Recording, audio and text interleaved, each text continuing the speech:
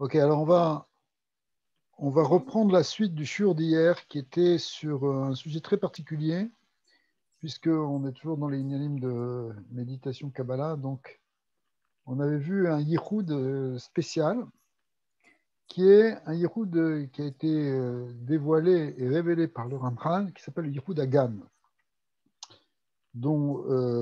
qui est ramené dans un très grand sefer de Kabbalah qui s'appelle Adir Mamaron. Et en fait, le Ramchal, dans ce yichud, d'ailleurs, c'est-à-dire dans cette méditation profonde, il développe l'idée de ce qu'on retrouve dans d'autres yichudim du Harizal en particulier, qui sont une méditation qui va permettre d'amener un certain roi à Kodesh. On sait d'ailleurs que Shara Yehudim du Harizal, il a un autre nom, parce que ce n'est pas exactement classé de la même manière, mais en fin de compte, c'est l'équivalent, qui s'appelle Shara Roi Kodesh. Et c'est le but finalement, essentiellement de tous les Yehudim, bien que certains Yehudim sont plus axés sur la réparation de tel ou tel problème, telle ou telle faute.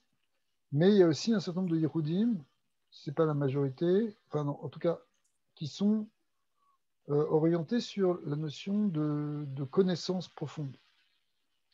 Et certains, c'est-à-dire on va connaître la profondeur, on va connaître des secrets. Et certains permettent même d'atteindre une forme de roi Kodesh.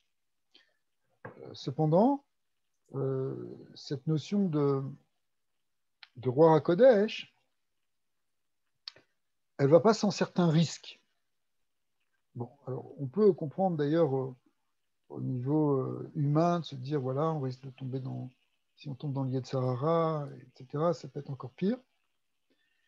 Et l'idée qu'on connaît, c'est que si la lumière n'est pas canalisée de la bonne manière, si elle arrive dans des endroits qui ne sont pas propices, en réalité, ça va nourrir les forces de l'autre côté.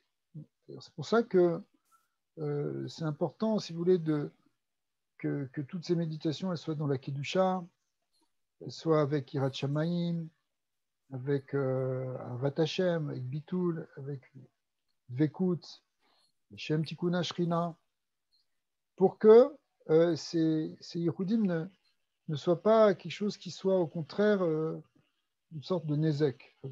Parce qu'on sait que quand il y a de la lumière qui se disperse ou qui arrive au mauvais endroit ou qu'il y a trop de lumière, on rentre dans ce qu'on appelle aussi le sod de Shvirat HaKelim, qui est un lien de ribouille or, trop de lumière par rapport à des Kelim, alors ça peut être néfaste.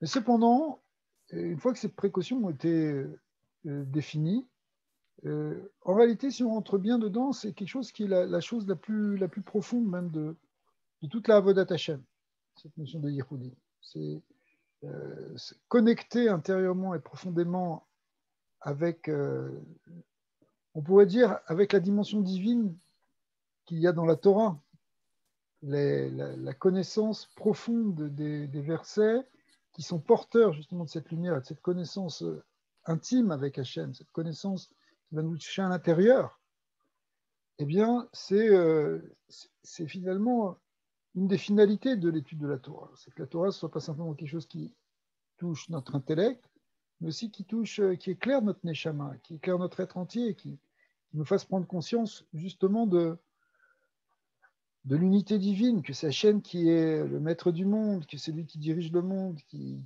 contrôle le monde dans chaque chose.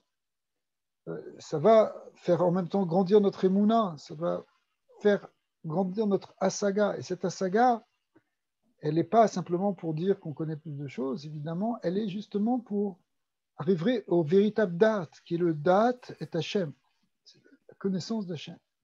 C'est ça le vrai date. Les maîtres ont assez insisté pour dire que la vraie connaissance, ce n'est pas la connaissance des sciences. La connaissance des sciences, elle est importante, mais le fondement de la connaissance, c'est la connaissance de celui qui est à la source de toute la réalité, c'est-à-dire Hachem.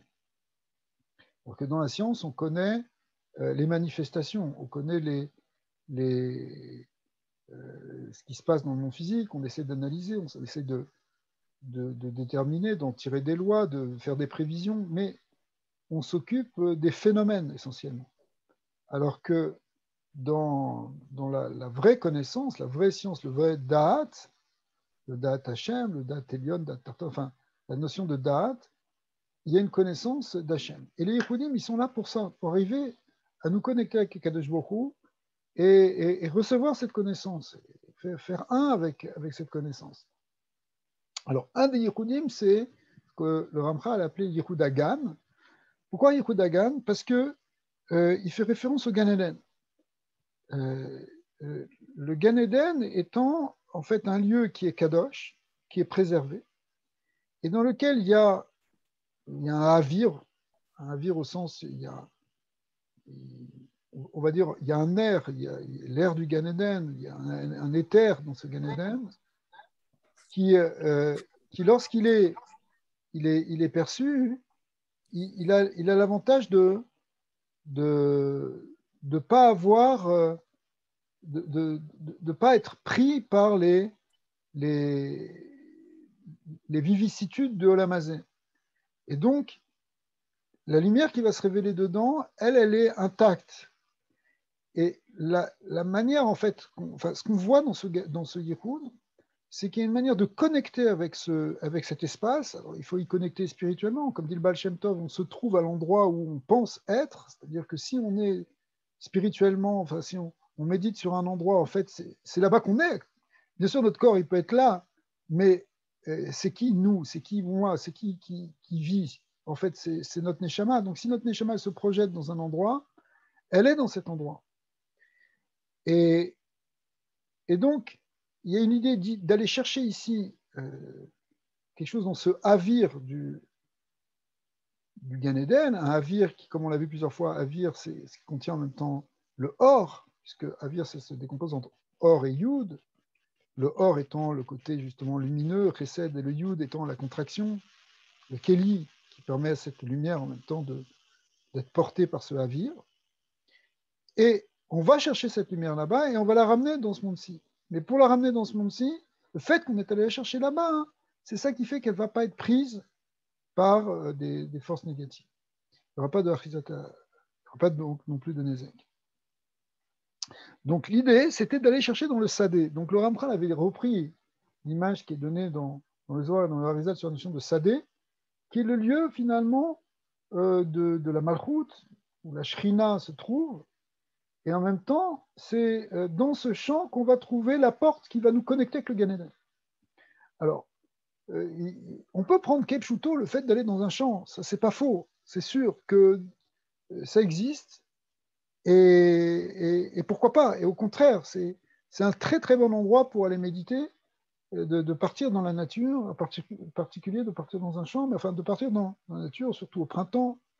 Il y a une Torah de Rabbi Nachman qui explique ça, qui explique que ce Siyar Hasadé, qui pousse, là, les herbes qui se mettent à pousser, c'est en même temps c'est ce qui va éveiller, en même temps ça éveille en nous ce désir de la souar bassadé, de parler dans le chant et donc de connecter avec notre Créateur. Et effectivement, donc on va être plus facilement, on va plus facilement trouver cette porte en quelque sorte. Mais même si on est babaïte, si on se trouve dans une maison, l'idée, il va falloir mentalement, par le dimion, sortir de cette maison. En fait, c'est ça qu'il est en train d'expliquer dans Ramchal, ce qu'on a vu hier, c'est qu'on imagine, d'ailleurs on avait vu toute une méditation là, qui était ramenée sur ça dans les techniques, compris de Rabbi Abraham Aboulafia, qui expliquait que on va rentrer, on va imaginer qu'on est d'abord dans la maison, ensuite on va dans le Echal, dans la cour, pas dans le Echal, excusez-moi, dans le Khatser, on va dans la cour, puis de la cour, on imagine qu'on va sortir, on prend un chemin, on va dans la nature, et après, on avait vu, on avait vu cette technique, on imagine même qu'il y a une échelle au milieu qui monte jusqu'au ciel, et on s'élève sur cette échelle, c'est sous la Malia. Donc on utilise le Kohar Adimion qui est, si vous vous rappelez, correspond à ce qu'on appelle la Sfirat Malchut. Et donc on rentre par la Sfirat Malchut, mais après, quand on s'élève, on va jusqu'à Yesod, et de Malchut à Yesod, on passe du Dimion à une Bechina de Chalom, qui est déjà beaucoup plus une perception plus directe des réalités spirituelles. À ce moment-là, on peut se dépouiller de la notion de Dimion qu'on a un petit peu artificiellement créée pour rentrer dans une perception plus directe où là, on touche des vérités. Donc bon, ça c'est juste une idée, mais évidemment, tout ce qu'on est en train de faire ici se repose là-dessus. Alors, sur cette idée d'utiliser Dimion, on voit comment le Ramchal l'a dit en quelques mots. Mais maintenant, qu'est-ce qu'on a vu? Ce qu'on a vu, c'est que on va partir de la notion de Sadé. Donc le chant, qui est le Inyan de Reyar à Sadé, c'est là où il y a justement cette connexion avec le roi du Gan Eden. On va arriver à un endroit où on va essayer de trouver une porte. Alors on va essayer de reprendre dans le texte. C'est sûr que, si vous voulez, quand on parle ici, après, c'est-à-dire dans tous les Yehudim, tout va être basé sur des schémas Takedoshim essentiellement. C'est-à-dire que les choses qu'on va voir, elles sont traduites par des schémas. Ok. Alors, donc on avait vu ce Inyan là d'Alia dans le Gan Eden, c'est-à-dire que, donc si je reprends, on relie un petit peu, c'est important de faire une révision. Donc il y avait Inyan de Reyar Sadeh, Asher Baruch Hashem, que la bracha, elle est Metsuya Basadeh, elle est dans le champ, et qu'on va chercher dans le champ, on fait rentrer après dans les Khatserot et les Batim, c'est-à-dire qu'on va ramener après dans le monde concret, on pourrait dire. Et on avait vu, mais on ne les a pas encore développées, cette notion ici des armes symboliques que ces faucheurs des champs, ces paysans qui vont dans le champ, qui sont en fait ici les tzadikim, qui vont chercher la lumière qui a poussé dans la malchoute, eh bien, ils prendront le Roma, le Seif, le Keshet, le Kala, qui sont les grandes armes symboliques, on va les voir, ce sont des Yehudim aussi. Après, il y avait cette idée d'arriver de sortir dans le champ, Mishéou Babaït, Enonilcham et la Bassadeh, et le Ramchal ramenait rapidement la notion de Amar Kouf Brachan, qui est l'idée de développement des possibilités à partir de la lumière, qui est le Or, qui va ensuite qui est comme la lumière, qui va se manifester comme une goutte d'eau, qui est la goutte de semence en même temps. Rakia, c'est-à-dire qui va développer une forme embryonnaire, donc qui va prendre une dimension physique, un espace, si vous voulez. Et ensuite, le Kouf Brachot, qui représente la Péoula. Parce que la lumière qu'on va chercher, bon, la lumière, elle est sans forme, en réalité, elle vient du Ensof. Et il va falloir qu'elle descende dans une réalité de compréhension, une réalité de réalisation de bracha. Donc, c'est ça les brachot. Alors, on a vu, c'est quoi le sadé? Ben, c'est l'équivalent féminin de shakai, comme ça l'explique le Harizal. Et en fait, Kemasu Beshaka, Kemasu Besadé, ce qui voulait dire que, justement, cette semence spirituelle, elle va se développer dans le son. Et on retrouvait effectivement que dans le mot Sadé, le E de Sadé, il est Dalet Vav, qui correspond, Dalet plus Vav, qui veut dire 10, correspond au Yud de chacun. Ouais. Ve Yud, Ata Omed, Ve Tsiera, Betsoater. Ok. Alors, du coup, ici, le Rav Samet, il avait ramené ce Yichud du Harizal, ici en petites lettres, qui est un Yichud portant sur le Shem Shakai et sur le Sod Asadeh. Même s'il n'est pas écrit dans le Ramchal, on peut comprendre qu'il fait référence à ce Yichud-là. Et cette idée est liée avec la notion de bracha, puisque c'est la bracha. Et bracha, comme vous le savez, c'est la gematria des 4 shemot Avsag Maben. Donc en réalité, on va s'attacher à ces 4 shemot Avsag Maben, qui correspondent aux 4 lettres du Shem Havaya. Et Vetsarir lehamshir kolze besod shakai, ou misham le sadeh.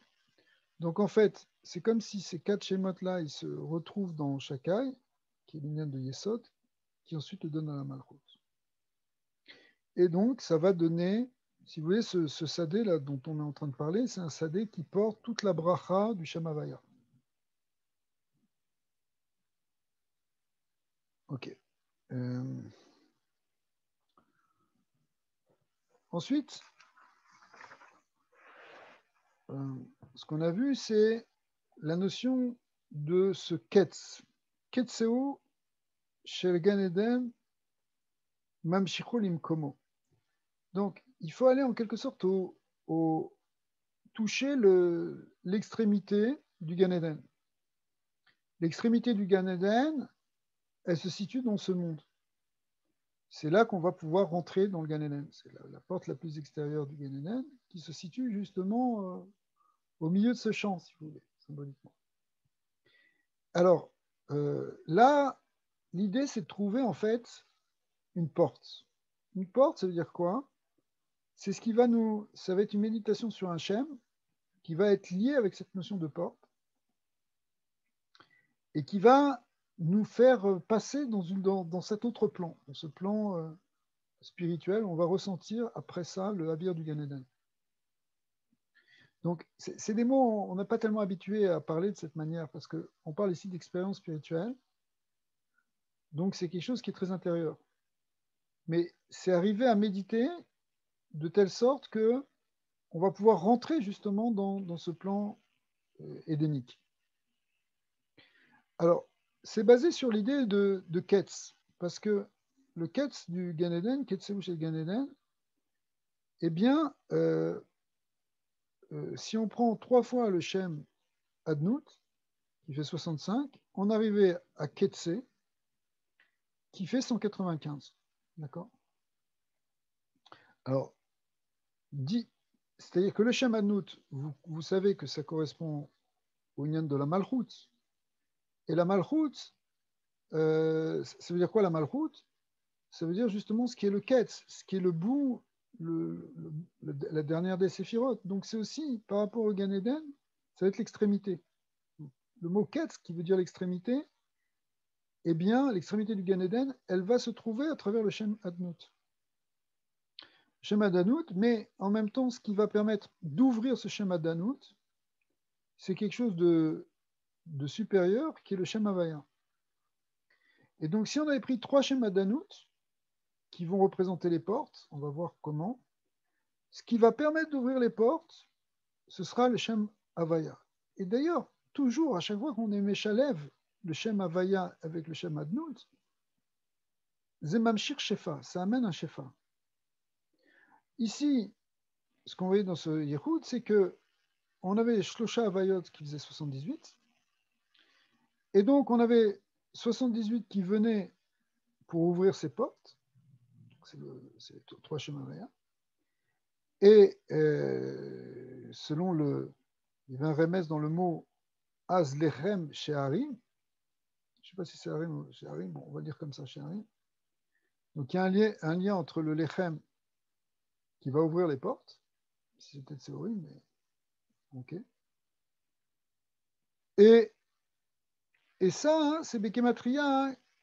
Donc, on va avoir le Inyan de Ketse plus Lechem, ça fait Raaf,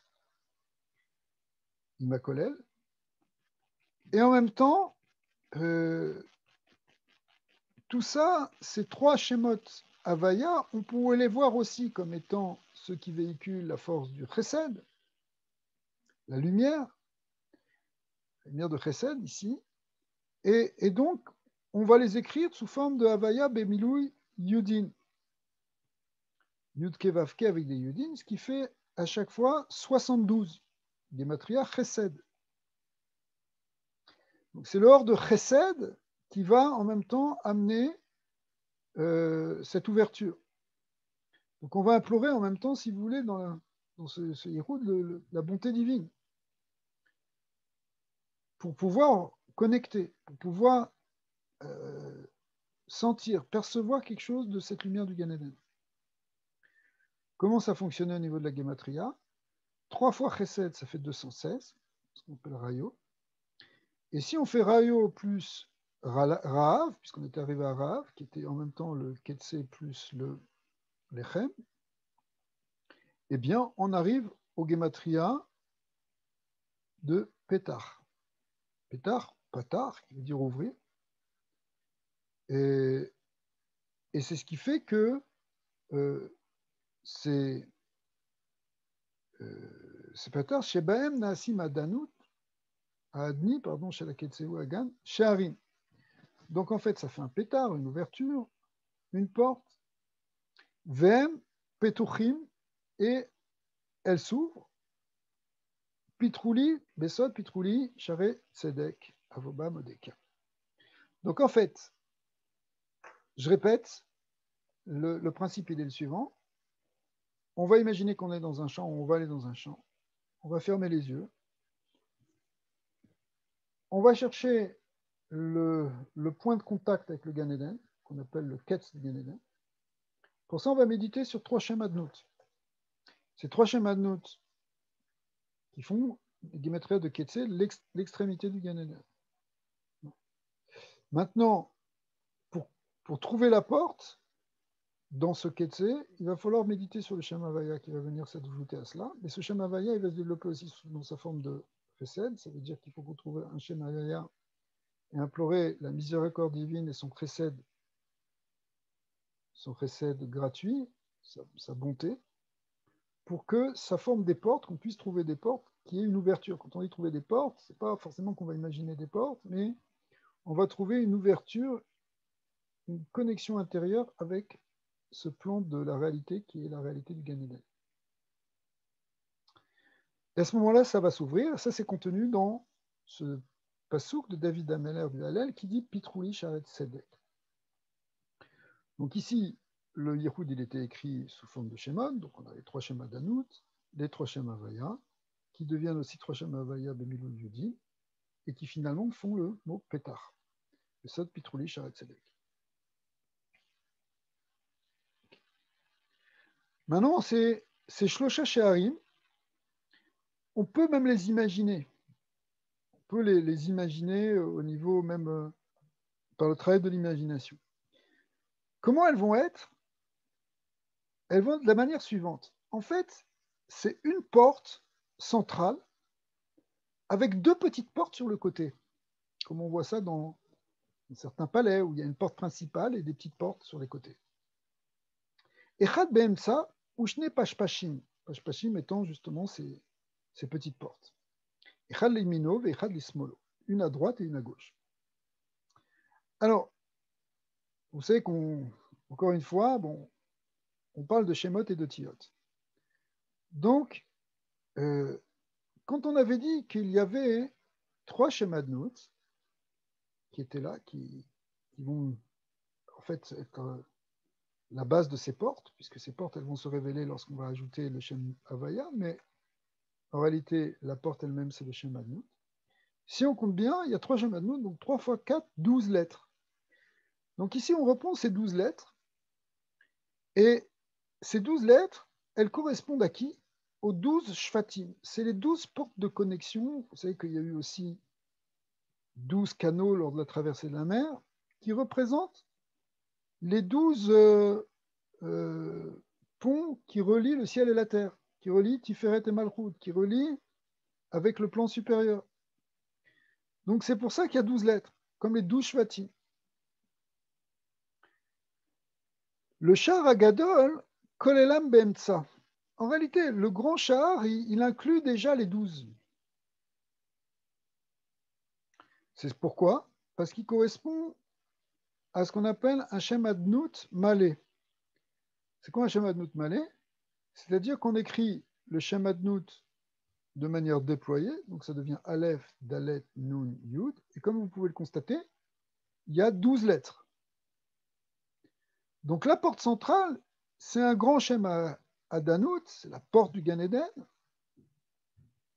qui elle-même a 12 lettres, comme les 12 tribus qui doivent passer par là. Mais on avait vu qu'il y avait un Shem Havaya qui venait dessus. Voilà, les Shem Havayot. Donc là aussi, il y a un Shem Havaya en face de la porte centrale. Oui.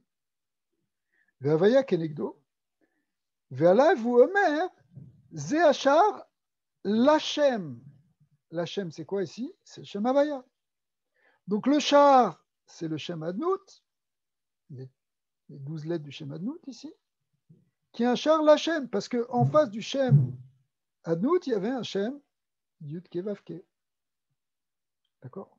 Donc, on va visualiser ces 12 lettres, et en face de ça, on va visualiser les 4 lettres du Shem Havaya. Ze Hachar Lachem. Atzadik Mikoar Bo Makebo. Alors le tzadik qui arrive à cette porte, il frappe à la porte. C'est-à-dire quoi, il frappe à la porte? Ça veut dire qu'il prie pour rentrer. Parce que même dans l'Yichoud, il y a une dimension de tefila. Veoseu Kaché Harim Elyonim. Et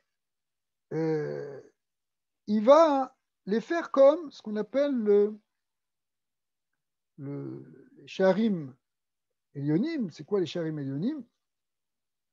C'est Nun, parce qu'il y a Nun, Share, Bina. Chez Namar, alors, c'est quoi? On va voir, donc c'est-à-dire c'est des portes qui connectent. Chez Neymar, Tzadikim, et Tzadikim, ça se traduit par Tzadik Yam. Tzadik, 50.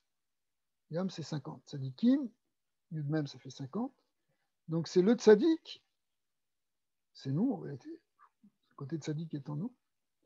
Eh bien, il va connecter avec cette porte.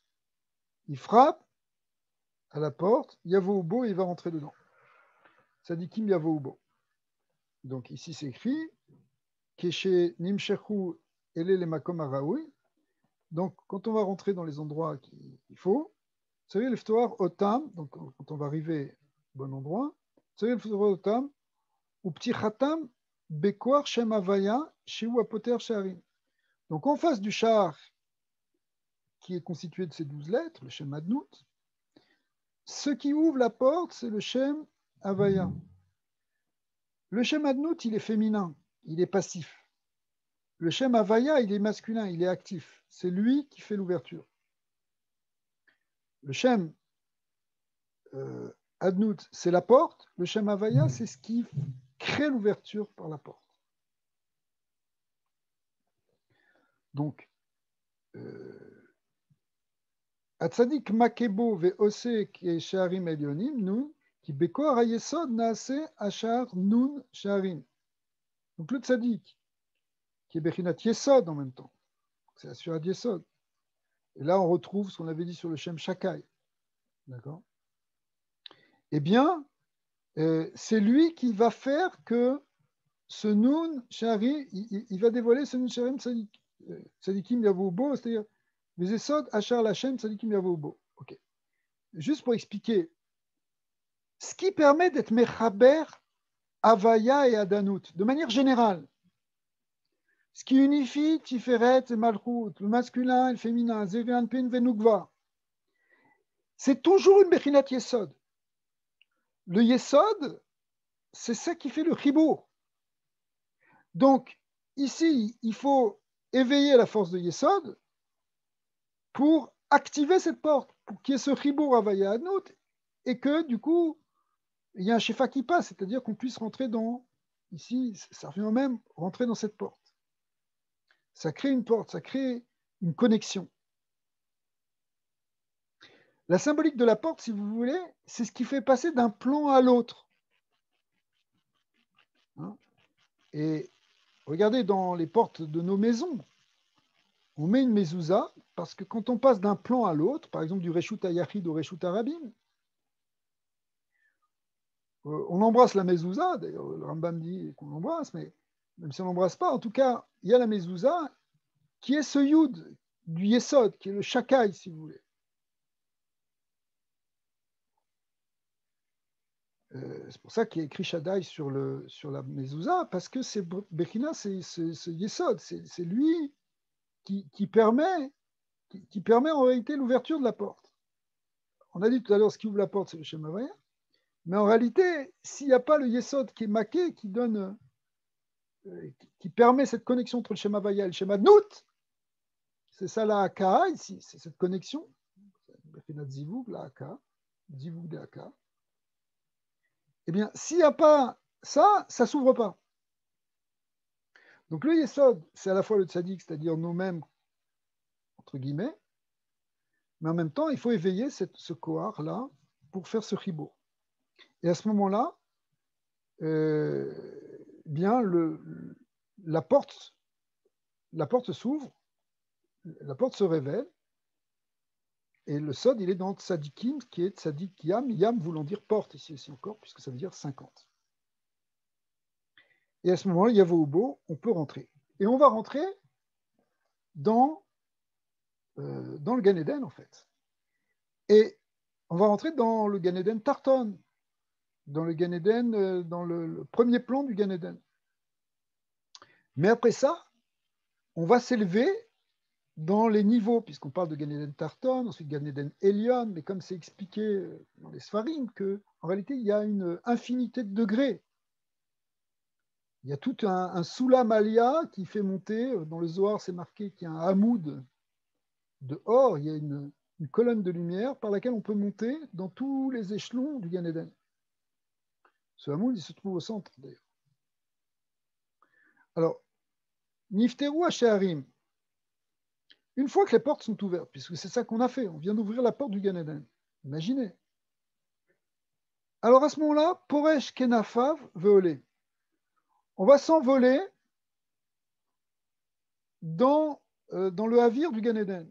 On va être porté par ce rouar qui est dans le Gan Eden, qui va nous élever.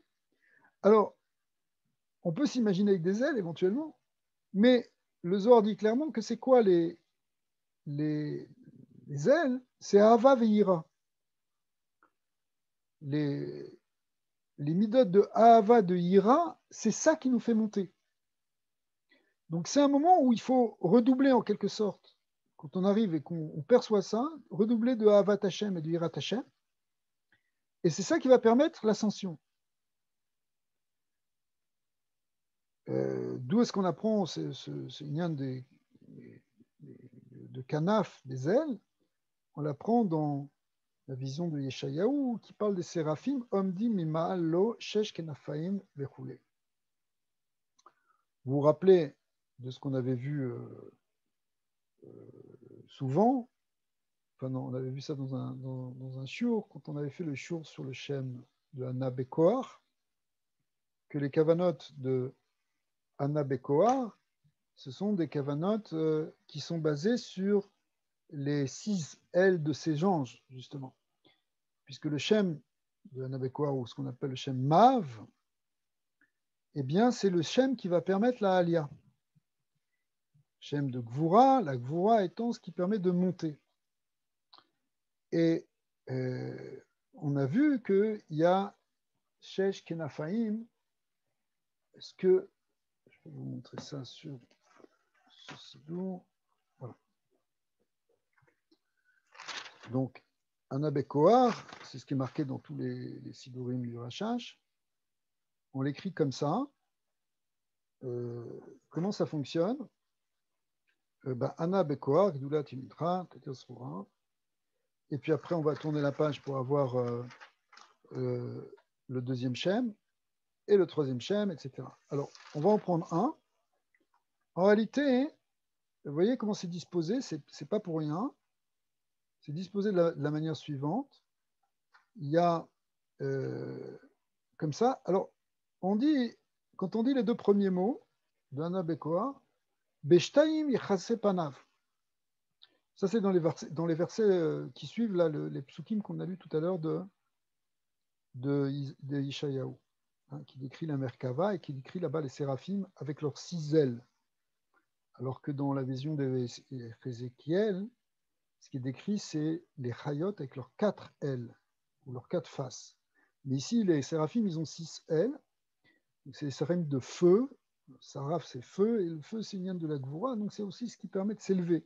Donc nous, on veut s'envoler avec le lien de Hava Veira, qui représente aussi cette droite et cette gauche, même si ici, dans les Kavanot, ça correspond au Pnimi et au Makif, dehors, mais en tout cas, on retrouve cette même idée qui est développée de Hava Veira. Alors, Beshtaim Yechase Panav, ou Beshtaim Yechase Raglav, ou Beshtaim Yaofef. C'est ça qui est marqué. Ou Beshtaim Yaofef, ça c'est marqué dans le Pasouk. Donc, en fait, ce qu'on avait dit d'ailleurs dans un shiur de Rav Morgenstern, c'est ce qu'il expliquait, c'est que pourquoi Beshtaim Yechase Panav, c'est parce qu'il faut éviter le ribouille or. Ou Beshtaim Yechase Raglav, il faut éviter la Achizat Achitsonim qui vient par le bas. Donc c'est pour ça qu'elle se protège, c'est pourquoi il se protège ces séraphim avec, en se protégeant le visage par 2 ailes, se protégeant les pieds par 2 ailes, et volant avec les 2 ailes intermédiaires.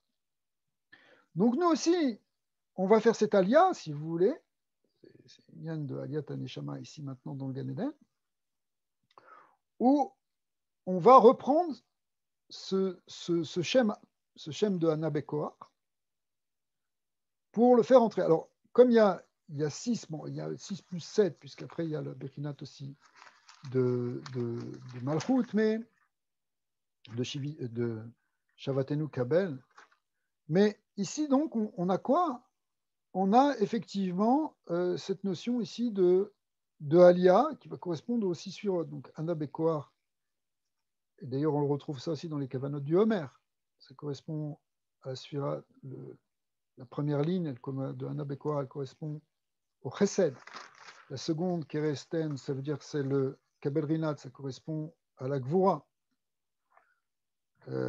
Nigdi, Gvod Shamaim, c'est comme ça qu'on comprend la dracha d'après certains maîtres de la Chassidut. Nigdi Gvod Shamaim, ça c'est pour le mardi, c'est pour le 3e jour, c'est pour la 3e semaine. C'est pour Sfirat Tiferet. D'accord? Mais à chaque fois, on retrouve le même processus de Beshtaim Yechase Panav, Beshtaim Yechase Garaglav ou Beshtaim Yofef. Donc on fait fonctionner la droite et la gauche, ici Pnimi ou Makif, correspond à Ava Veira. Même chose ici pour le Yom Revi. Je dis Yom Revi, mais ici on va être mitkaven dans le Yichud Hagan, ici tout le Shem, comme on le fait dans beaucoup d'Yichudim ou dans beaucoup de Kavanot, comme par exemple ici, là c'est dans le Sidour. Quand on dit le Shem d'Hana Bekoach après les Ktoret. D'accord? Et enfin, le Inyan de Yesod. Okay. Donc revenons ici au Yichud Hagan, mais la Aliyah, elle se fait en étant mitkaven ce Shem. D'accord. Alors c'est ce qu'il va nous dire ici. Donc, chez Nehemar, Srafim, on me dit, mais mal, lo shesh kenafaim vechoulé, c'est-à-dire beshtaim vechasei raglav, etc. Beshtaim vechpanav, elou même bet otiot. En tout, on a 7 fois 6 lettres, c'est-à-dire 42 lettres. C'est pour ça qu'on l'appelle le Shem Mav. Ok, Shem Mav chez Bayetzira. Shebe, Sheva Shemot, etc. Shebem, Meofef, les Havir Hagan. C'est ça qui va permettre de s'envoler dans le Havir du Gan, vers le Havir du Gan, dedans en fait. Ve'aleyem ou Omer. Alors, ça c'est la suite des versets de Télim. Avobam Odekia. D'accord. Pitrouli Sharet Sedek. Avobam Odekia. Sadikim Yavobo, Avobam Odekia. Donc, c'est pourquoi Avobam? Eh bien, Bam. Bam, c'est 42. Le Shem Mav, c'est la même chose. Vidibarta, Bam. Donc, il nous rappelle ici, on va chercher la lumière dans l'endroit où la Sitracha ne peut pas atteindre, c'est-à-dire au cœur du Gan Eden. Donc, on va monter dans le Gan Eden, en fait. La Avor Donc, maintenant qu'on a trouvé la porte, qu'on est rentré, on va monter. Mais c'est quoi la Havor, mais Avir à Olam Hazé, El Avir à Gan Eden. Donc, on va passer du Avir de Olam Hazé dans le Avir du Gan Eden. Chez Darkonim Shachim Aorot, puisque c'est par ce Avir du Gan Eden que les Aorot, elles vont être transmises. Les Kablam Sham, on va les recevoir là-bas. Vers Harkar les Avi Otam les Mata. Après ça, on les ramènera vers le bas. Là, il n'y aura plus de sakana. Parce qu'on va les récupérer avant qu'elles se dispersent, si vous voulez. Avant qu'elles partent dans tous les sens dans la mazé. Si on est allé les prendre en haut, on les ramène dans la Gdusha. Alors, Atash et Niftachu Asharim, maintenant que les portes se sont ouvertes, alors, une fois qu'on a ouvert les portes, on est rentré dans le Gan Eden, Yechaven la halot be'ele aptachim ou les ofef les aviragan. Donc, on va avoir on va faire cette élévation. On va monter maintenant. On va s'envoler, les aviragan. Bekor Shem Mav, qui est le Shem de Aliyat HaNeshama, souvenez-vous. Vetiskerenu bepicha aldeer haotiot atfila ana bekor. Donc, le Rav Samet, il dit, la kavana du Ramchal, c'est qu'il faut dire le Shem Ana Bekor ici. Il faut dire la tfila de Ana Bekor, si vous voulez. Okay. Comme on le voit dans d'autres Yehudim du Harizal. Vele Emu Omer, alors Avo Bam, c'est quoi ce Bam? C'est ce Shem de Ana Bekor.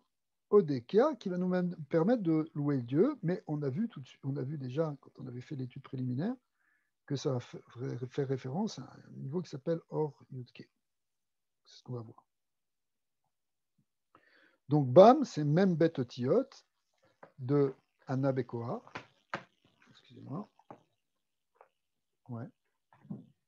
Et Odekia, Shem Avaya, L'Amshrat Avir. Alors, Odekia, déjà, il s'avance. Il nous dit ce Yudke, c'est le Yudke du Shem Yudke Vavke. Mais ce qu'on va voir maintenant. Alors, on a eu cette dracha sur Odekia qui va être reprise maintenant. En réalité, on est donc monté dans le Gan Eden, on est rentré, on a eu une alia, donc on est rentré dans des niveaux un peu supérieurs. On peut aller capter le Havir, on peut aller capter l'inspiration, la lumière. Maintenant, il va falloir, faut la capter. Alors c'est ce qu'il nous dit. Olé le Haviro Shalagan, ou Matsao Yaor. Là-bas, on trouve un fleuve qui est dans le Gan Eden. Mais en fait, ce fleuve ici, c'est Yud Or. Or Ya, Shemo. Acholet al Gan Eden. Donc le nom de ce fleuve, le nom de ce plan, on l'appelle comme ça. C'est peut-être un Shem Kadosh. C'est le Shem, c'est un Shem qui est cholette dans le Gan Eden. Et on peut l'écrire autrement. Oria, on peut l'écrire aussi Avir. Bon, évidemment, on a rajouté ici un Yud, mais Avir Yudke. Pourquoi? Parce que c'est Or Yudke ou Avir Yudke, puisque c'est le Avir du Gan Eden qu'on cherche. Parce que Yudke, ça correspond au Gan Eden. Comment ça fonctionne? Le Gan, qui est la Bekinat Malchut, le réceptacle, si vous voulez, qui est le Gan, c'est la lettre E. Et le Eden, qui est le principe du Hidoun qu'il y a dans du délice du Gan Eden, eh bien, c'est la lettre Yud, qui lui est plus actif, qui est le côté masculin. Chez Nehemar, comme c'est marqué dans Télim, Odekia, donc c'est la suite encore du Hallel, Avobam Odekia, Ve ce Shem Or Yudke, il correspond à Chamisha Paamim Or. On retrouve la notion de Or dedans. Pourquoi? Pourquoi Chamisha Paamim Or? Parce qu'au début de la création, il est mentionné 5 fois d'abord le mot Or. D'accord? Et donc, si je fais 5 fois Or, c'est-à-dire 5 fois 207, vous vous rappelez, ça fait 1035. Aleph Lamed Ke. Vesodam, mais ce Aleph Lamed-Ke, ça correspond à Elé. Puisque c'est Aleph, c'est la lettre Aleph, plus Lamed-Ke, ça fait Elé. Ok, puisque Aleph, c'est Torah Aleph. Ouais. Torah Aleph. Moré Aleph. Alors, Hamashim, maintenant d'un autre côté, donc on a 5 fois Aleph et en même temps on a 5 fois Yud, puisque c'est Or, Ya, c'est ça qui est contenu dans ce schéma. Donc il y a à la fois 5 fois Or et 5 fois Yud. Et Hamisha Pa'amim Yud, ça fait Nun, c'est-à-dire Yud même. Ça fait Nun, c'est-à-dire Yud même, 50. Donc, si on a Elé plus Yud même, ben, ça fait Elohim. Oh. C'est-à-dire que on est parti du Shem de Oria, Avobam, qu'on avait trouvé en disant ce passage Avobam, on va monter Odekia. Odekia, on trouvait le Shem qui est Cholet sur le Gan Eden, qui est le Shem Oria. Et dans ce Shem Oria, on retrouve finalement pas un système de permutation, le mot Elohim. Il y a un lien entre Elohim et le Or. Il y a Elohim, il est Or. Ouais. Zohar, il parle de ça au début, là, dans les 13 mentions du Shem Elohim. Et après, les 5 mentions du Shem, du mot Or, qui correspondent à la rose aux 13 pétales, qui sont les 13 Shem Elohim.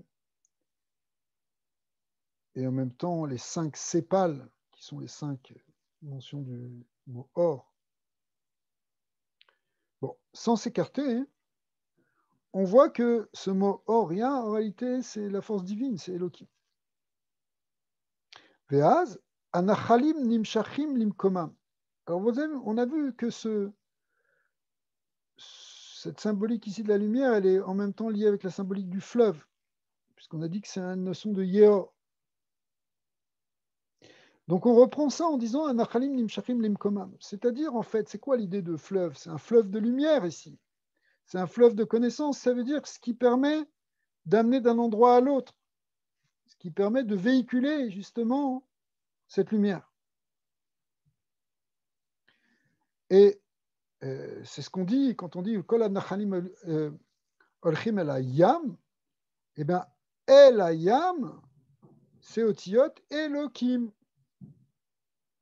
Donc, ces nachalim de lumière, ils aboutissent, ils amènent quelque chose qui est de l'ordre de Elohim. Il y a un autre pasouk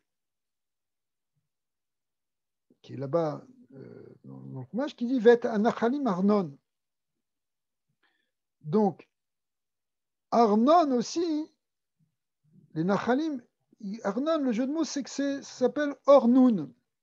Az nifnachim anachalim besod Arnon, qui sont Ornoun. Or, Ornoun, ici, Or veut représenter Chochma et Nun va représenter Bina, et Nun Sharabina. On appelle Avavim. Veinu, Or, Aleph, Resh, Shelachar, Imakolel, Keminyan Tara, Petarbam. Alors, on n'a pas encore vu ce Inyan, mais le mot Shara, Char, en araméen, il se dit Tara. Ouais. Et il correspond à la gematria de Dainu, comme quand on écrit Aleph Resh, ce qui veut dire 1200, ça correspond à. Il ne va pas donner ici la gematria, mais c'est pas grave, on va comprendre après. Donc, Aleph Resh, Shalachar, Imakolel, Keminyan Tar'a. C'est-à-dire que, comment on arrive déjà à ça? C'est-à-dire qu'on a Tar'a qui fait 671, Pétar, Bam, plus Pétar et Bam, eh bien, ça fait la gematria de 1200. Ça, c'est marqué ailleurs, mais Nun, donc c'est le Inyan de Or, si vous voulez. Donc le Or, c'est aussi l'ouverture de la porte, ici. Et Nun, c'est Nun Sharim Shel Tzadikim, Nim Sharim Anachalim Lim Koma. Bon, on n'est pas obligé de s'attarder trop sur ça, mais il va le ramener quand même ici. Il va le ramener sous une forme de... dans la fin du Yehud, tel qu'il nous le présente ici. C'est encore le Rav Samel qui l'a écrit. Donc voilà, on est là. Donc, Yekaven la halot, me'avir olamazé. Donc, il résume en fait. Mais olamazé, el avir shel Gan Eden. Donc, on va passer de avir, on passe à Yud Or, et Soda Or shel la Torah, c'est la lumière de la Torah évidemment. Yekaven Beshem Hasholet, donc on a la Kavana du Shem Oria, donc on a fait cette élévation, donc on arrive dans Oria, sur lequel il dit Oria c'est avir Yudke. Et Avir Yudke, le E c'est le E c'est le Gan, le Yud c'est le Eden, donc ça fait Odekia, Odekia qui est en réalité donc c'est la reconnaissance ou la lumière, puisqu'on fait un jeu de mots entre Or et Oda ici, du Yudke Vavke, c'est-à-dire du Gan Eden. Veu Hashem Shebo Tsarir les Trazek, donc ça reprend le lachon du Ramchal quand on avait vu que on doit être mitrazek sur ce shem, c'est-à-dire on doit prendre la force de ce shem, ou les amshir à avir chez le Gan Eden, be'avir olamazé, pour amener ce avir du Gan Eden dans olamazé, derrière Hachéarim. Alors, bisman chez moshrim à avir, tsarir les trazek beshem azé, ou les arzir à avir chez l'olamazé. Donc, en fait, on va prendre ce shem, on va s'attacher à cette force du Gan Eden, et on va repousser en quelque sorte le avir du olamazé. Shebo Ayud Betora Or. C'est quand on dit on va le repousser, ça veut dire qu'on va le ramener après. On va ramener ce Or du Gan Eden dans le Olamazé. Shebo Ayud Betora Or, parce que dedans, dans ce mot Avir, il y a le Uyud qui est dans le Or. Veu Bechinat Asitum She'en Or Yachol Itpashet. Les Yud Or. Donc dans le Avir de Olamazé, le Yud il bloque le Or. C'est pour ça qu'on ne voit pas la lumière, on voit pas bien la lumière dans ce monde-ci. On ne voit pas la lumière divine. Parce que le Yud bloque. Dans le Gan Eden, le Havir, il est déjà décomposé en Yud Or. Le Or, il est beaucoup plus palpable, beaucoup plus perceptible. Donc, on va voir cette lumière dans le Gan Eden et on l'amshi Chamisha Pa'amim Or, Sheolek Mispar Aleph Lamed E. Et on va reprendre, on va le démultiplier par 5, cette lumière, puisqu'il y a les 5 lumières. 5 Orot, c'est aussi les 5 Rasadim. Le 5, ok. Et on va donc trouver 5 fois Or, qui fait 1035, excusez-moi, en Gematria. 1035, ça fait Elé. Mais Sodom, Elé, qui Aleph, Torah, Aleph, Ve Chamisha Paimim, Yud, Olé, Nun, ce qui veut dire Yud même. Donc de là, on va avoir aussi la notion ici de Elohim, etc., comme on a vu tout à l'heure. C'est ce qu'il dit ici, donc on a 5 fois Yud, Areyachad, Elohim. Donc on a Elé qui sont 5 fois Or, plus 5 fois Yud, puisqu'on avait Yud, Or, Yé, Or. Yud 5 fois, ça fait 50. Yud même, 50 c'est Yud même, n'est-ce pas? 5 fois Or, c'est Elé, puisque c'est Aleph 35, Aleph Lamet E. Donc finalement, quand on prend le Avir du Gan Eden, qui est Yud Or, si on le démultiplie par 5, on arrive au Shem Elohim. C'est clair là pour ça, pour tout ça? C'est bon? Ok. Veaz Nehemar, à ce moment-là, qu'est-ce qu'on va dire? Kol anachalim olchim limkomam elayam. Donc tous les nachalim vont vers elayam. Elayam, c'est Elohim.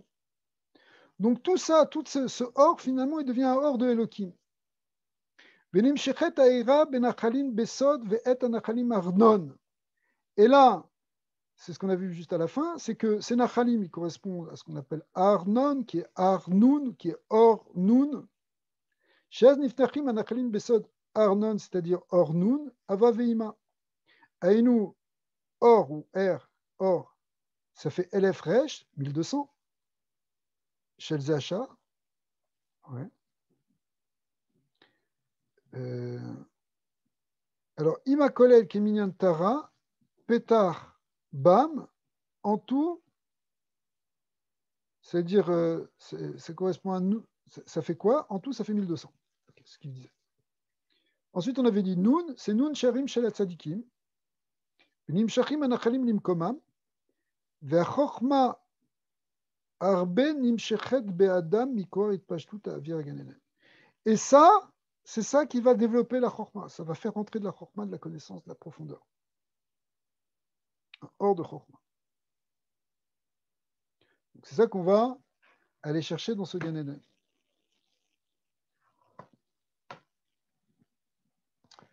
Alors maintenant, cette lumière-là, il faut l'amener dans la Neshama. Il faut la faire rentrer dans la Neshama. Alors il dit comme ça, Yud Naase Or, Ketzad.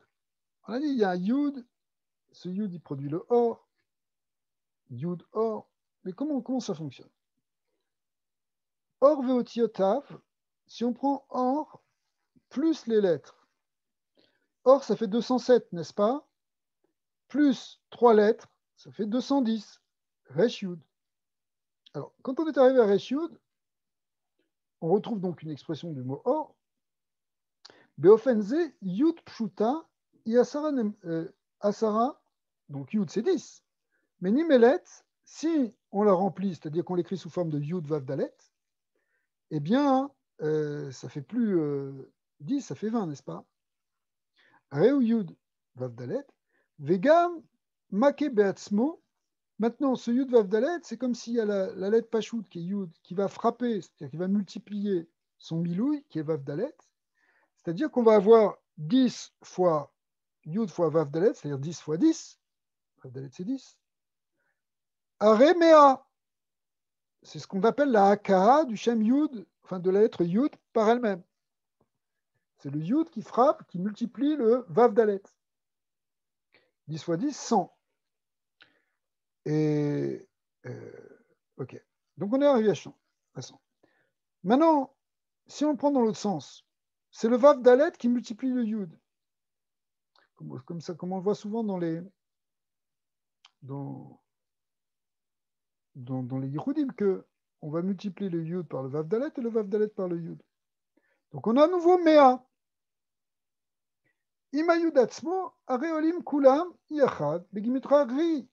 Donc on retrouve le 210 qu'on avait trouvé ici. D'accord? Donc, je reprends. Ri, Resh Yud, ça correspondait au mot Or. Or, qui est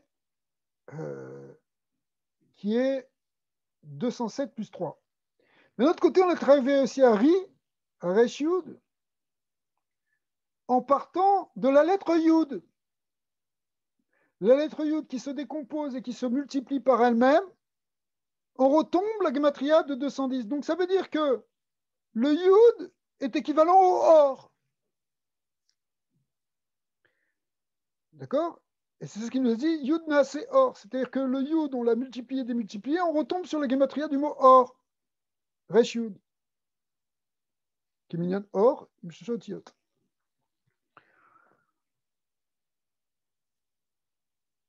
Alors, ici, c'est un peu compliqué. Malbish à Avir Beor Yud. Ce Avir, il va s'habituer, il va s'habiller dans Or Yud ou dans Uria. Pourquoi? Parce que Avir, c'est Or Yud, on est d'accord. Ou Or Yud Ke. Ou Bit Pachet à Avir Derer Hachar, Vetimshor à Or, Vetimshor à Or à Ner Neshama, Aziye à Davar Bebichinat Ner Mitzvah. Alors, là, on va voir cette idée ici que on va retrouver la notion du ner. Ner qui veut dire la bougie, qui est à la fois ner aneshama, qui est en même temps le ner mitzvah. Alors, comment ça fonctionne? C'est-à-dire, ce qu'on est en train de dire, c'est qu'on est en train de prendre la lumière qui était contenue dans le Yud, ou qui était le Yud, il était la clé qui tenait toute cette lumière. Maintenant, on prend cette lumière, et cette lumière, si vous voulez, dans la symbolique, c'est qu'une lumière, il faut qu'elle se pose sur une lampe. Il faut qu'il y ait un Kéli qui porte la lumière. D'accord? C'est comme quand vous allumez une bougie, ben, il y a de la lumière qui dégage de la bougie, mais cette lumière, elle est posée sur la mèche, elle se nourrit de l'huile. Donc, sans le nerf, il n'y a pas de or. Si on veut véhiculer ce or, il faut qu'elle se pose, il faut qu'elle prenne sur une mèche, sur une lampe, qui est la neshama, ou qui est la mitzvah. Alors, on va voir ici qu'on va rentrer dans ce qu'on appelle le yichud de ner, qui est aussi un yichud très connu. Alors, ici, il nous reprend en fait ce qu'on a vu. C'est-à-dire, donc on a dit c'est le yud. Le yud, on va voir qu'on va en faire un mot qui or, c'est-à-dire 210, avec les trois lettres. Donc yud, c'est yud vav dalet. Donc on est maqué yud paim vav dalet, ça fait mea, et vav dalet paim yud, c'est aussi mea. Vous voyez comment on l'écrit ici. Tu as 10 fois vav dalet, et ta vav dalet fois yud. C'est la même chose. C'est-à-dire tu as 10 fois 10. Tu as 10 fois yud, et tu as 10 fois vav dalet. Ce qui en tout fait 200. Bon, comme c'était la lettre yud dont on était en train de parler qui était là, il faut la compter aussi dans la gematria, donc on retombe sur 210.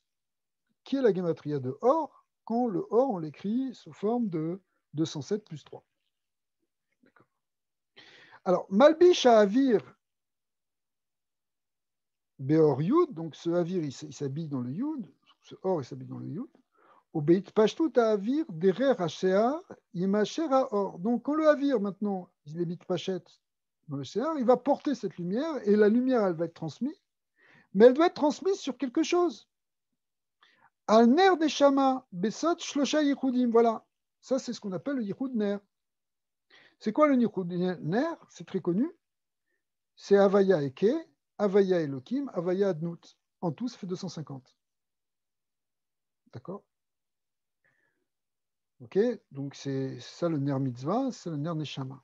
Havaya Eke, Havaya Elohim, Havaya Adnout.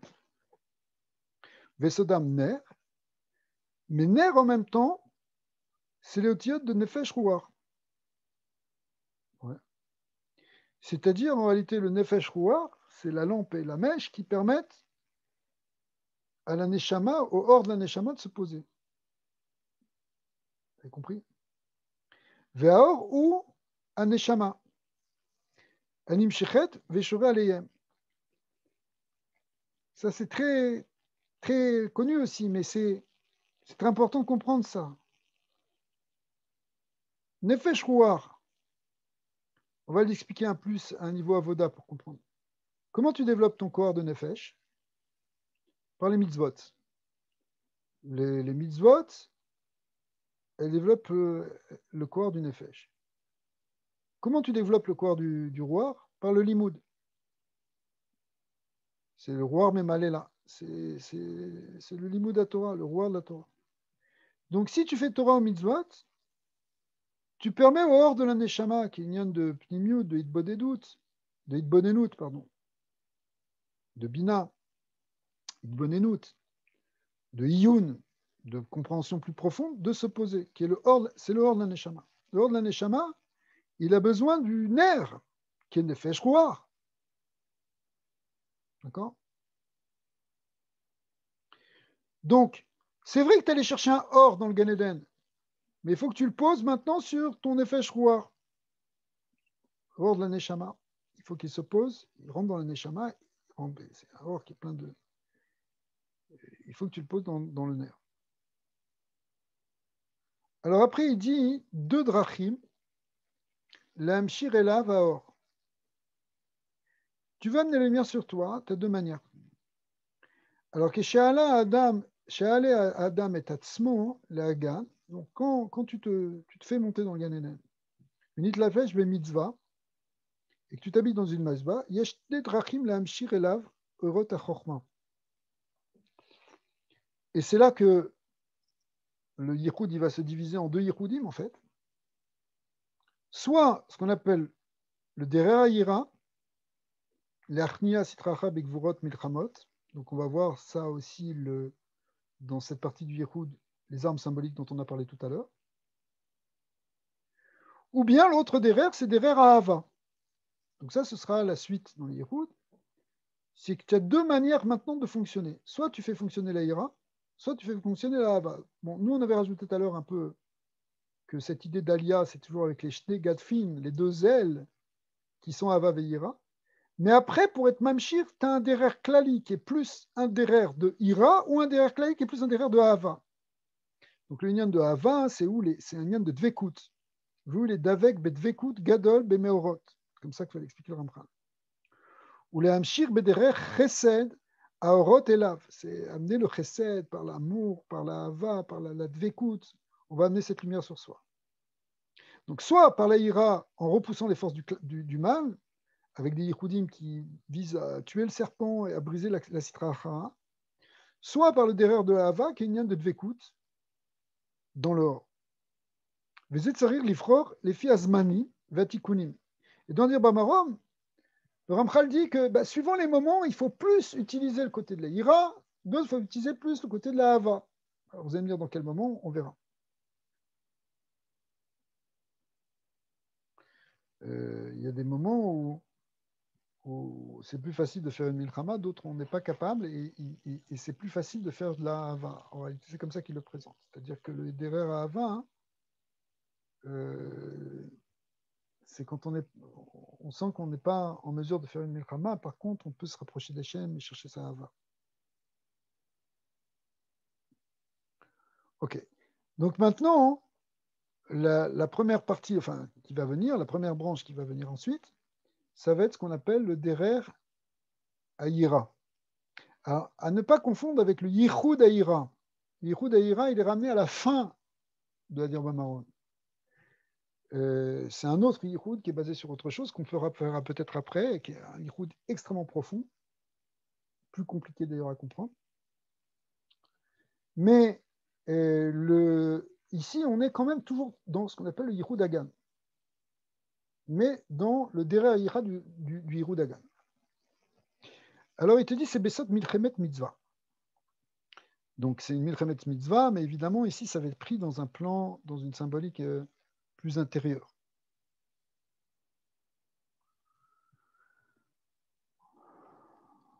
Alors, en fait, c'est basé sur ce qui est marqué au début de la Hydra Rabbah, quand Rabbi Shimon dit aux Talmidim, dit aux Chaverim de se vêtir de leur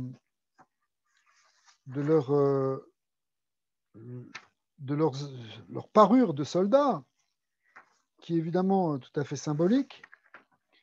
Et là-bas, il faut mettre une côte de maille, ce qu'on appelle un chariot, prendre un romard, prendre une épée, une fronde. Donc, en réalité, ce sont des yichudim, ces armes, qui vont permettre de lutter contre, de défaire la sitra achara. Alors, à quoi ça sert de défaire la sitra achara? En réalité, ça sert à dévoiler des sodotes. C'est-à-dire que pour toute cette Elia du Yichud Agan, qui est en même temps la même chose que ce que Rabbi Shimon donne à ses élèves, c'est-à-dire rentrer dans quelque chose pour aller comprendre et percevoir des sodotes intérieurement, profondément, eh bien, il y a deux manières. Soit on va chercher la Dvekut Bachem jusqu'à comprendre intérieurement des secrets, ça c'est le Dera Ahava. Soit le Dera Ira, il faut aller casser des forces du mal, des forces négatives, des forces de Sitra Achara, Milchamat Mitzvah, il faut tuer Amalek, pour faire sortir la Shrina qui est cachée là-bas. pour ça que, toujours dans ce début de Dir Bamaram, le Ramchal va dire que la Shrina, des fois, elle se cache dans un setter, dans une cachette. Et d'ailleurs, même, on peut parfois arriver là-bas et elle va se cacher dans une autre cachette encore. Pour qu'on aille la chercher dans toutes les cachettes, pour la faire sortir de tous ces endroits-là. Mais cette sortie de ces endroits, elle correspond à un développement en même temps de la connaissance des secrets, des mystères, de la connaissance de la Shrina, justement, de la Malchut, de connaissance de Dieu, qui sont les Sodot à Torah. Et ces secrets, et en même temps, le dévoilement d'un de ces secrets, c'est parallèle, ça correspond à cette sortie de la Shrina, d'une cachette, c'est-à-dire d'une partie de la galoute. C'est pour ça que tout cette rochma, de cette rochma ta Kabbalah et cette rochma mamash effective de la Kavana, elle a pour but ultime d'amener la Géoula. C'est clairement dit dans Adir Bamaram, mais c'est clairement dit dans le Zohar, c'est clairement dit dans le Harizal, où le Hari il a dit à Raphaël Vital que tous ces secrets qu'il veut dévoiler, c'est pour amener la Géoula. Mais comment ça amène la Géoula? Parce qu'en fait, l'exil, la Gola, l'exil, c'est le Galut Ashrina. C'est la Shrina qui est voilée, c'est la Shrina qui est cachée derrière tout ça. Lorsque la Shrina est révélée, lorsque la présence divine est révélée, y compris sur terre, mais c'est ça qu'on appelle la Géoula. D'accord? La vraie galoute, c'est la galoute Ashrina, qui nous accompagne dans notre galoute individuelle ou collective de nos peuples, etc. Mais essentiellement, le principe même du galoute, c'est le Esther Panim, c'est que Dieu soit voilé. Donc, allez le chercher dans les Astaroth et le dévoiler par la... Comment on le dévoile? Sous forme de connaissance. Le fait de le dévoiler, de le connaître, eh bien, ça le fait sortir, entre guillemets, du galout. Et donc, ça fait sortir le monde du galout, puisque c'est la lumière divine qui est voilée, qui est le galout. Mais pour ça, il va falloir briser l'obstacle, la clipa qui empêche cette lumière de se révéler. Et donc, pour briser cette clipa, on va avoir des yichoudim qui vont viser à casser le serpent, à casser l'ennemi, à briser, comme on en voit plusieurs exemples dans le Zohar. Mais en réalité, ça va avoir pour but de révéler Hachem. Et si on regarde bien ces yichoudim, on va voir qu'ils ont pour but de révéler le yichoud Hachem. Parce qu'au fond, comme l'explique le Ramchal dans toute son œuvre, ce qu'on peut réellement connaître d'Hachem, c'est son unité. C'est pour ça que, par exemple, le yichoud du Cherev, du glaive, il va être basé sur le Shem Yud-Ke Vav-Ke, et ça va être l'unification du Shem Yud-Ke Vav-Ke, en fait, de comprendre qu'Hachem est Echad. Même chose aussi pour la Kirta, la fronde. On verra aussi que c'est les 5 mots du Shema Israël, Hachem Elokeinu, pour arriver à Hachem Echad, c'est-à-dire arriver à révéler le Yichud Hachem dans notre connaissance, dans notre Neshama, mais aussi après dans le monde, pour amener cette Géoula. Donc, ça va être en fait sous forme de Milchamot. Donc, c'est ça qu'on va voir après, donc, quand on va parler d'Erer à Yira. Bon, alors, on va laisser, ça fait quand même beaucoup de choses. On va laisser ça pour la semaine prochaine. Donc, lundi prochain, on va faire le dire à Yira. Et peut-être même, ça prendra peut-être même 2 jours pour le faire parce que on va voir. On va voir, ça dépend comment on avance dans ces Yichoudim. Donc, on verra en fait quelques Yichoudim, le Yichud Acharion, c'est-à-dire ce que représente d'abord la côte de maille, qui est aussi une arme protectrice, mais c'est une arme. Ensuite, on verra le remar, la lance. Et puis après, on verra aussi le Kherev et le Keshet, donc le glaive et l'arc. Et enfin, la Kirta, qui est la fronde. D'accord, qui est le Yichud, la Kirta ici de David. C'est aussi la Kirta de Moshe. Ok, Be'at Hashem. J'espère que ce n'est pas trop compliqué. C'est un peu difficile de transmettre des choses qui, d'abord, peut-être faudrait que je les comprenne déjà. Mais c'est difficile de transmettre des choses qui sont très, très pnimites, en fait. Hein, c'est pas si facile que ça. En tout cas, hein, c'est assez clair quand même. Bon, c'est clair, bah, tant mieux. Tant mieux, tant mieux. Pas dit que j'ai compris, hein. Je lui ai dit que c'était clair. Alors, ça va, il y a des petites choses. C'est bien. Bon, prochaine. Le livre, on ne le trouve pas partout. Il faut appeler le numéro, c'est ça? C'est pas pour moi, hein, c'est peut-être pour mon ami parce que. Mais non, toi qui es en Eretz Israël, vas-y, appelle-le. Ouais. Et je suis sûr, c'est le genre, d'après ce que je comprends, c'est le gars super gentil. C'est lui-même, c'est lui qui c'est l'auteur. Hein. Tous ces auteurs-là, ils ont les Sfarim à la maison. Tu vas. Il est à Jérusalem. Voilà. La prochaine fois, on va apprendre comment faire battre avec ces kelim. Ouais, comment casser notre Yetzirah. Pas mal.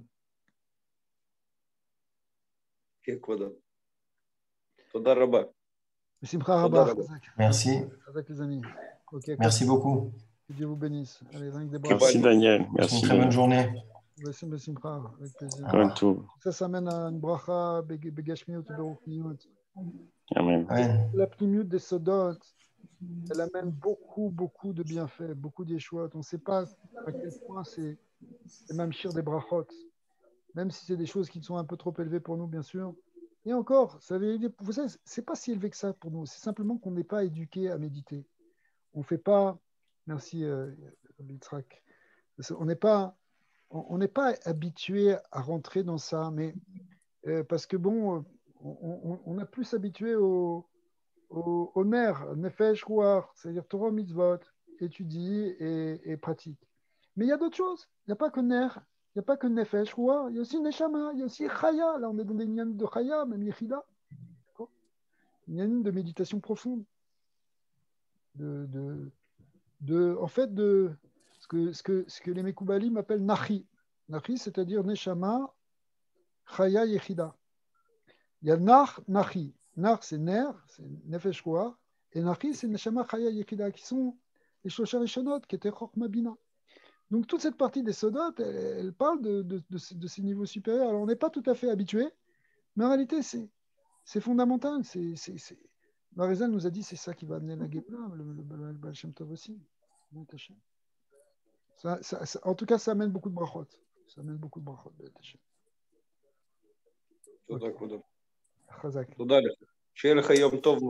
Amen, amen. Amen. Merci beaucoup.